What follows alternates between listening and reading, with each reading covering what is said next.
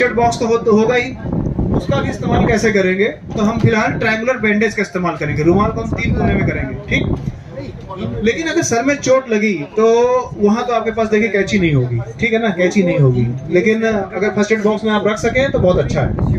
तो सर में अगर चोट लगी तो वहां सबसे पहले आपको ऐसे बांध सकते हैं।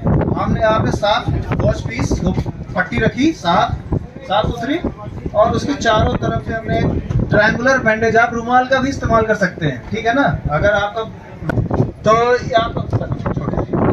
आप इस प्रकार से देखिए बांध लेंगे, कर लेंगे ना आप। बस एक आप सब जानते हैं, देखिए फर्स्ट एड देना आपने अपने जीवन में, घर में बच्चों को यहाँ सब कर रखा है, सिर्फ एक प्रोफेशनल तरीके से कैसे करना है ये हम आपको बताएंगे, ठीक। अब देखिए आपको डेमो देंगे प्रॉपर सीपीआर का। तो इन्होंने आपको फर्स्ट चेक कर ली, पानी निकाल लिया है। अब आपका इन्होंने अलर्टनेस तो है नहीं इनके पास। अब आप इनको देखेंगे, सबसे पॉइंट ढूंढना पड़ेगा। पॉइंट ढूंढिए इनका, जहां से सीपीआर आपको देना है। देखिए अब आप देखिए इधर सीपीआर में आपको क्या करना है, सबसे पहले उस जगह को दबाना है। तीसरा कंप्रेशन करिए, ये देखिए 1 hand, 2 hand, 3 hand, 4 hand, 5 hand, 6 hand, इस प्रकार से आपको काउंट करना है, ठीक है। और कितनी बार करना है, फिर से बोलिए, 30 बार आपको कंप्रेशन देना है और 2 बार वेंटिलेशन। मान लिया आपने 30 बार दे दिया, अब तुरंत आपको फेस शील्ड लगाना है। उस पर अगर है अवेलेबल तो, नहीं तो रुमाल होगी आपके पास। नाक को हल्का बंद करके सर को पीछे की तरफ हल्का टिल्ट करके आपको 2 बार सांस लेना है, ठीक है। 2 बार सांस देने के बाद आपकी सीपीआर की कार्रवाई पूरी हो जाएगी। ये साइकिल में करते थे, बांध देते हैं, है ना। तो हम लोग इसे अपने रोलर बैंडेज से ही इसे बांध देंगे, ठीक है ना।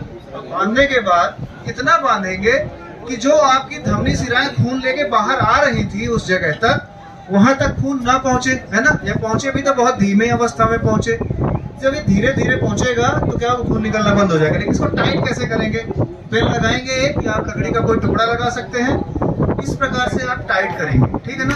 और हर 5 मिनट में, बहुत ज्यादा देर तक नहीं। ज्यादा देर तक क्यों नहीं, अगर आपने इसे बहुत देर तक टाइट कर दिया तो होगा क्या कि आगे आपका अंग खून पहुंचा ही नहीं, तो क्या हो जाएगा, आपका अंग सामने वाला खराब हो जाएगा, ठीक है ना। सड़ सकता है ना, उसमें इन्फेक्शन फैल सकता है। इसलिए हम इस चीज का इस्तेमाल करेंगे। इसको हमारी भाषा में टॉर्निकेट बोलते हैं। क्या बोलते हैं? टॉर्निकेट करना, इसे आप रक्तबंध बोलते हैं हिंदी में। ये इस चीज का इस्तेमाल करेंगे। तो मैंने आपको 4 चीजें बताई। पहली डायरेक्ट प्रेशर मतलब दबाव, फिर दूसरा प्रेशर पॉइंट, है ना। डायरेक्ट प्रेशर आपने यहाँ किया था, आप एक बार दिखा दीजिए। डायरेक्ट प्रेशर मेरी तरफ आप देखिए, डायरेक्ट प्रेशर आपने डायरेक्ट पट्टी से दबाया था। फिर प्रेशर पॉइंट आपने क्या किया था, जो पाइप यहाँ से हृदय से आ रहा है आपने कहीं दबा दिया था पहले ऊपर, यहाँ बांह में, ये था प्रेशर पॉइंट। उसके बाद आपने क्या किया, डेटॉल रखी है ना। डेटॉल किस लिए रखना पड़ता है, ताकि अगर घाव कुछ है, इन्फेक्शन है, तो आप उसे धो सके और वापस पट्टी कर सके बीटाडिन लगा के। बाकी तो आप कर ही लेते हैं, छोटा मोटा तो आप लोग खुद ही कर लेते हैं, है ना। वैसे भी गंगा मैया इतनी मेहरबान है, आपको कुछ होने नहीं देती ना। कि अगर किसी चोटिल व्यक्ति को लगा है चोट, तो उसका दबाव वो बर्दाश्त कर सके, ठीक। एक सर का बताएं।